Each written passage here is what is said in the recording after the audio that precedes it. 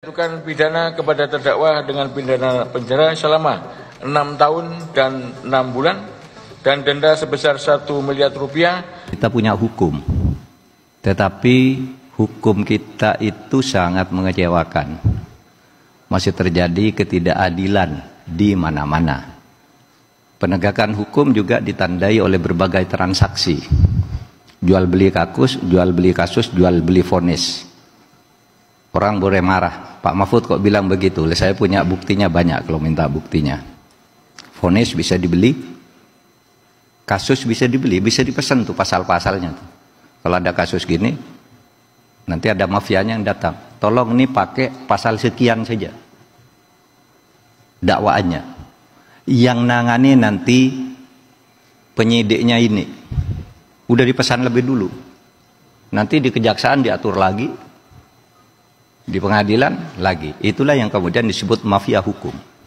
Ini negara ini cara berhukumnya udah rusak dan dirusak. Sehingga saya katakan males saya bicara yang kayak gitu-gitu. Biar aja tambah busuk.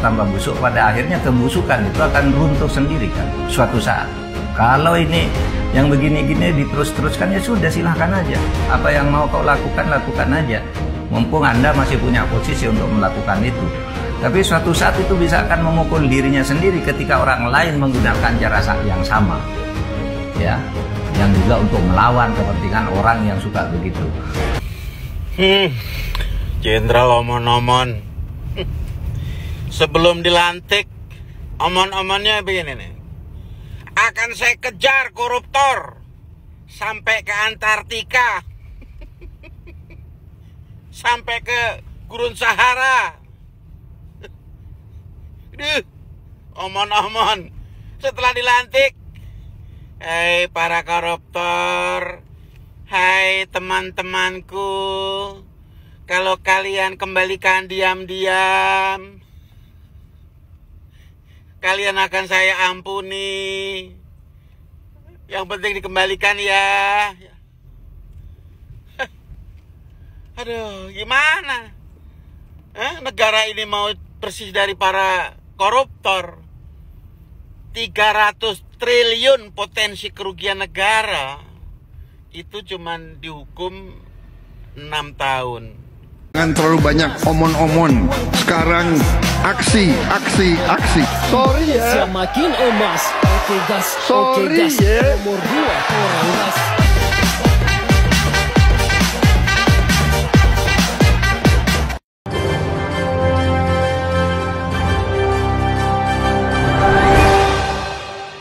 Assalamualaikum warahmatullahi wabarakatuh. Nah, ini menjadi sorotan publik dan netizen di sosial media di mana hakim memutuskan yaitu Harvey Muiz divonis 6,5 tahun penjara. Jadi sampai netizen ya mendesak periksa rekening hakim ya. Jangan-jangan memang hakim ini main mata dengan Harvey Muiz atau menerima suap. Semua orang tahu bahwa Harvey Muiz ini merugikan negara mencapai 300 triliun lebih, tetapi hukumannya cuma 6,5 tahun penjara dan denda 1 M. Benar-benar di luar jangkauan ya. Seharusnya korupsi 300 triliun itu paling minimal sekali adalah seumur hidup. Nah, sampai akhirnya Mahfud MD juga ikut buka suara ya di akun X-nya dengan mengatakan tak logis, menyentak rasa keadilan. Harvey Muiz didakwa melakukan korupsi dan TPPU 300 triliun. Oleh jaksa hanya dituntut 12 tahun penjara dengan denda 1 M dan uang pengganti hanya 210 miliar. Vonis hakim hanya 6,5 tahun plus denda dan pengganti dengan total 212 miliar. Duh Gusti, bagaimana ini? Jadi benar-benar parah sekali ya. Bobrok sekali hukum kita di Indonesia. Dan apa yang disampaikan Mahfud MD ya beberapa waktu yang lalu bahwa hukum di Indonesia memang bisa dibeli dan bisa dipesan ya. Jadi ada indikasi jangan-jangan memang hakim main mata dengan Harvey Muiz ini atau bahkan menerima suap dengan merugikan negara mencapai 300 triliun lebih.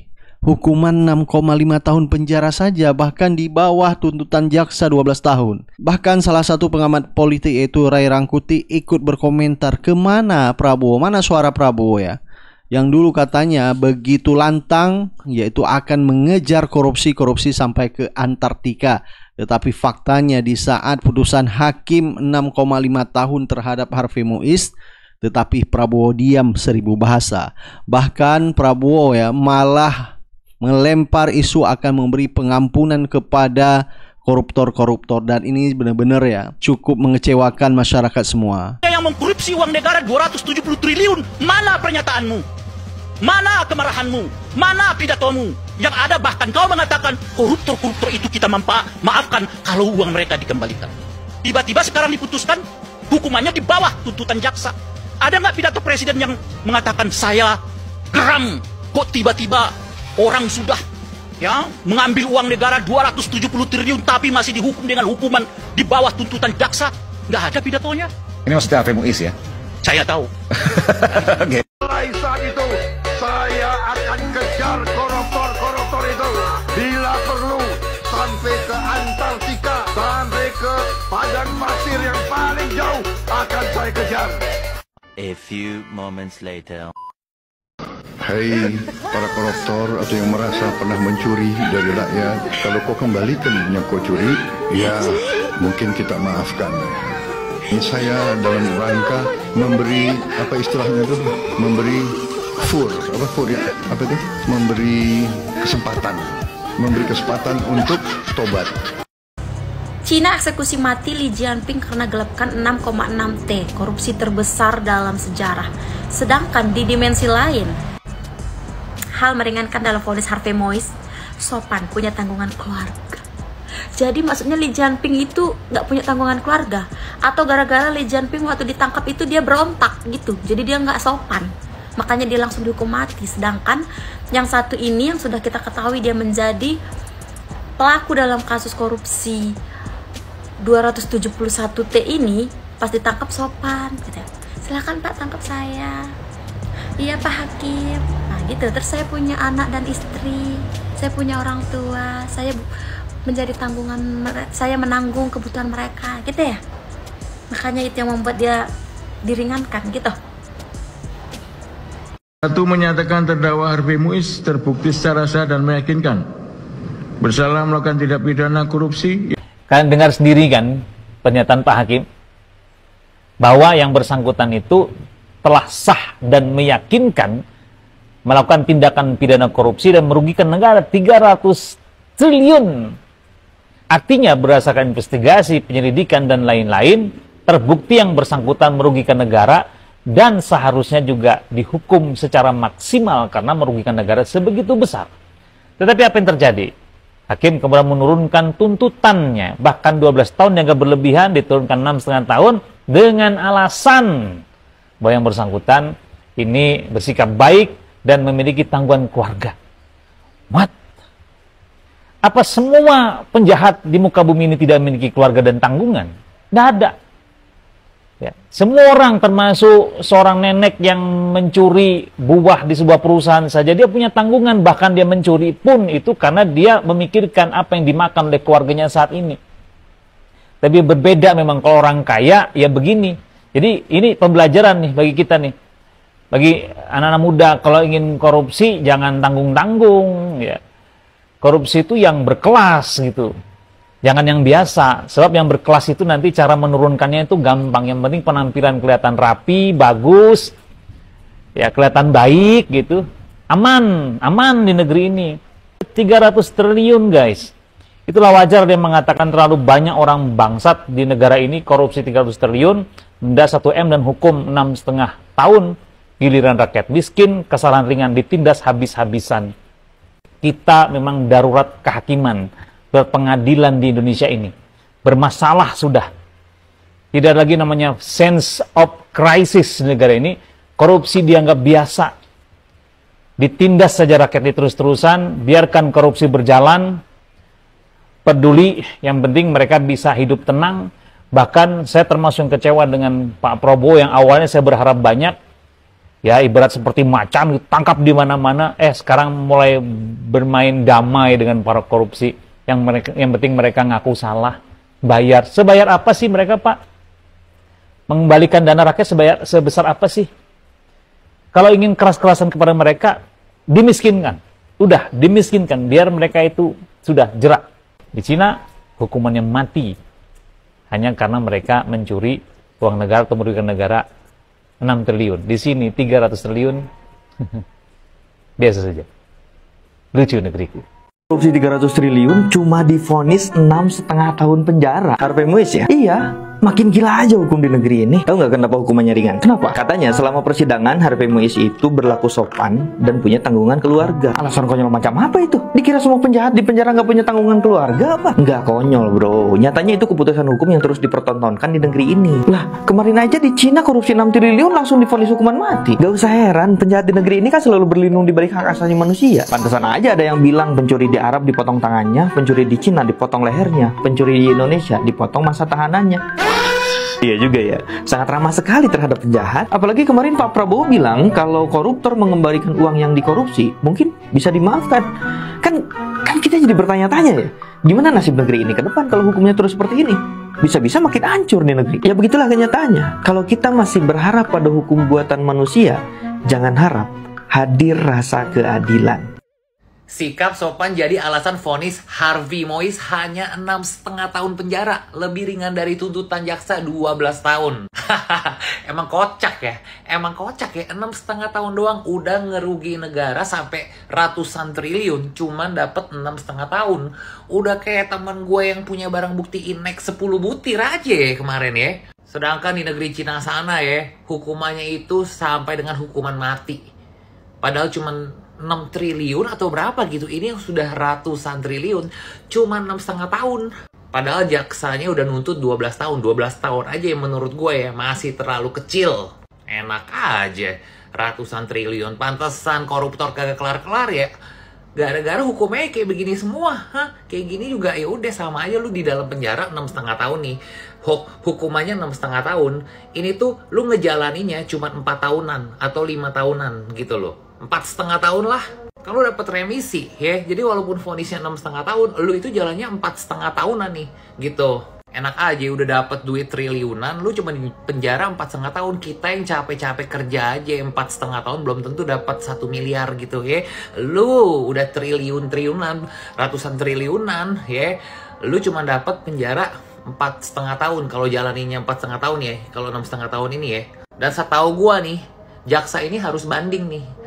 Harus nggak terima nih. Kenapa? Setahu gue kalau tuntutan itu dari vonis ya, maksud gue tuh vonis itu nggak bisa lebih dari 1/3 dari tuntutan. Misalnya kalau dituntutnya 12 tahun ya, hakim itu cuma bisa ngurangin 1/3, yaitu cuma ngurangin 4 tahun, which is harusnya 8 tahun. Ini kenapa jadi 6,5 tahun? Tanda tanya ini. Harusnya jaksa bisa banding dan wajib banding setahu gue ya. Kalau dituruninya lebih dari 1/3, ini jaksanya wajib banding, wajib nggak terima karena menyalahi aturan yang cuma 1/3 itu kurangannya. Selain alasannya sopan, ya katanya alasannya berkeluarga. Seluruh tahanan juga berkeluarga.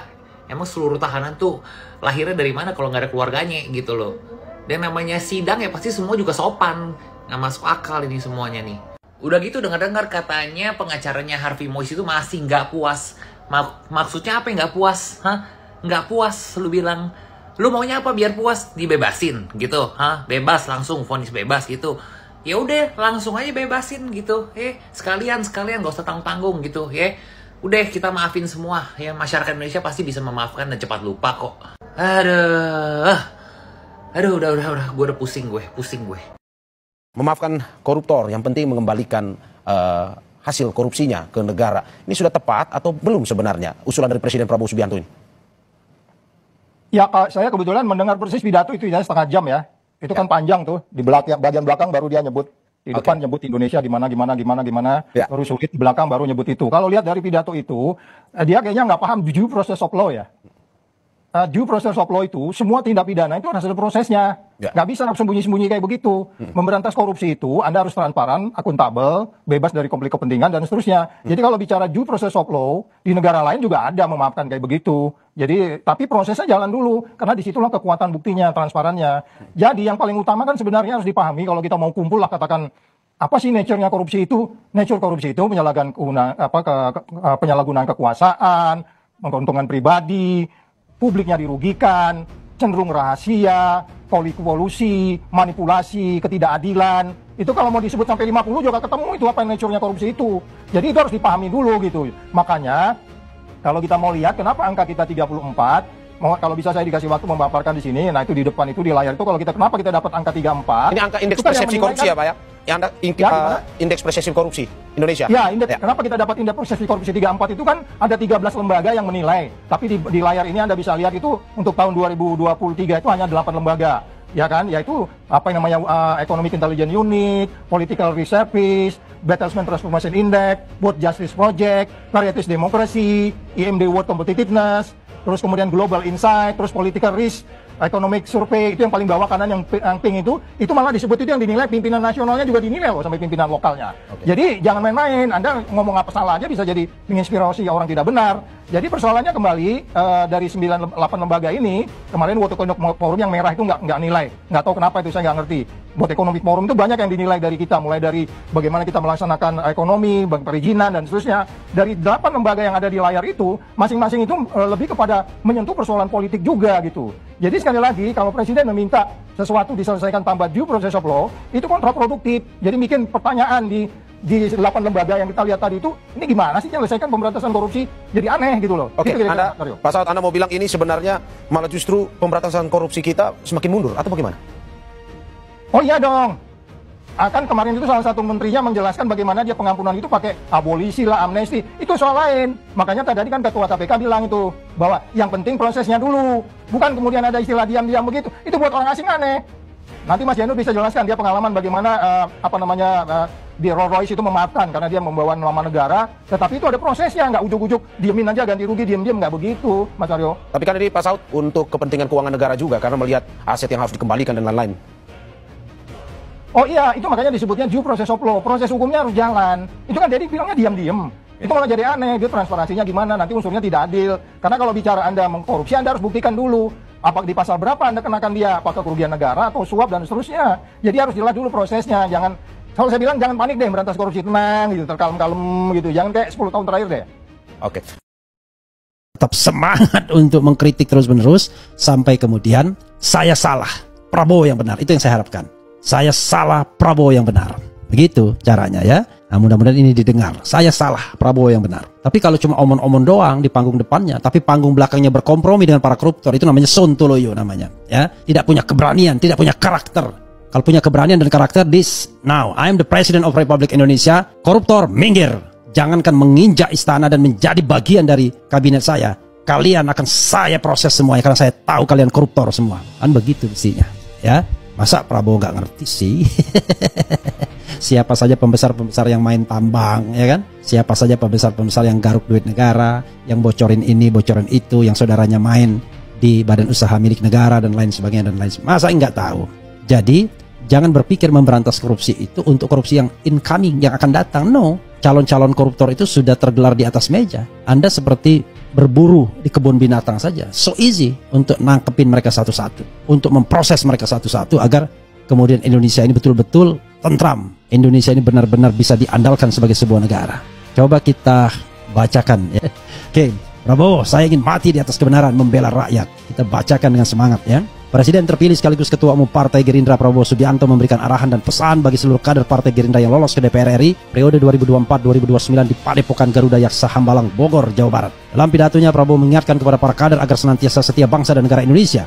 Ia pun bersumpah siap mati membela rakyat. Hidup saya, sumpah saya ingin mati di atas kebenaran. Saya ingin mati membela rakyat saya, tegas Prabowo. Saya ingin mati membela orang miskin. Saya ingin mati membela kehormatan bangsa Indonesia. Saya tidak ragu-ragu lanjutnya. Di pembekalan pendidikan dan pelatihan diklat yang berlangsung selama 2 hari terkhusus untuk para anggota DPR RI terpilih periode 2024-2029 dari Partai Gerindra ini, Prabowo pun mengingatkan kemuliaan berbakti untuk negara dan bangsa.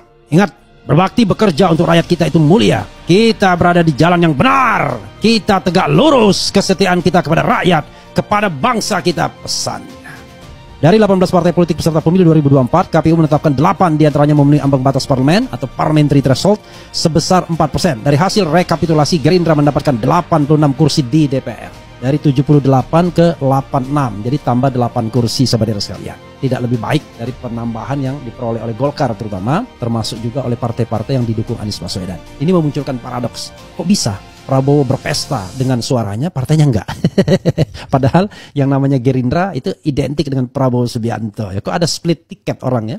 Kok ada yang pilih Golkar, tapi kemudian Prabowo Subianto yang dipilih ya? It's okay, nggak apa-apa lah. Tapi begitu ya, sobat era sekalian. Jadi kalau kita bicara tentang tekad, jangan hanya omon-omon. Nanti kita lihat para pengkritik itu diapakan, dihargai atau ditangkap atau kemudian dijebloskan dalam penjara karena Prabowo akhirnya bukan menjadi pemimpin yang mau mati demi rakyat, tetapi pemimpin yang menikmati kekuasaan. Nah, saya ngomong begini sobat era sekalian karena saya pengen berada di tempat yang pahit, yang tempat manisnya sudah pasti banyak. Udah pasti banyak orang yang bertepuk tangan mengatakan Prabowo nasionalisme sejati, Prabowo hebat, Prabowo ini itu, sambil berharap mudah-mudahan saya jadi menteri. Mudah-mudahan saya jadi dirjen, mudah-mudahan saya jadi sekjen, mudah-mudahan saya jadi komut atau komisaris BUMN, mudah-mudahan bisnis saya lancar, mudah-mudahan ini dan itu. Hati-hati Pak Prabowo dengan orang-orang seperti ini. Inilah perusak bangsa. Jadi perusak bangsa itu bukan orang yang mengkritik kekuasaan, tapi orang yang berada dalam lingkar kekuasaan, menikmati kekuasaan, mencari rantai dari kekuasaan, menggaruk uang negara, menggaruk kekayaan negara, membuat bisnis di dalam istana, menjadikan istana sebagai pusat negosiasi, ya, itu yang terjadi. Jadi sekali lagi, jangan risau dengan orang seperti saya. Orang seperti saya tidak punya daya rusak, cuma daya mengingatkan. Ya paling bisa bikin rusak telinga saja, bikin merah telinga. Tapi yakinlah ya, tidak ingin jabatan, tidak ingin kenikmatan kekuasaan yang sekarang Pak Prabowo peroleh ya di dalam Pilpres kemarin. Tapi selalu akan harus ada orang yang mengingatkan. Jadi Pak Prabowo, saya hanya ingin mengingatkan, jangan ulangi kesalahan presiden-presiden terdahulu di mana keluarganya terlibat dalam KKN, terlibat dalam kenikmatan kekuasaan, terlibat dalam politik feodal. Bangunlah tidak hanya kesejahteraan rakyat dan pemberantasan kemiskinan serta pemberantasan korupsi, tapi juga demokrasi yang genuine, demokrasi yang partisipatif. Karena hanya dengan demokrasi yang partisipatif akan muncul pribadi-pribadi tangguh, pribadi-pribadi intelektual, pribadi-pribadi yang mandiri, bukan para penjilat, bukan orang yang kemudian ingin rentai kekuasaan, melipir kekuasaan siapapun yang menang. No, orang tersebut bukan orang yang setia sesungguhnya, tapi orang yang cuma sekedar ingin menikmati kekuasaan. Begitu Pak Prabowo ya. Oke,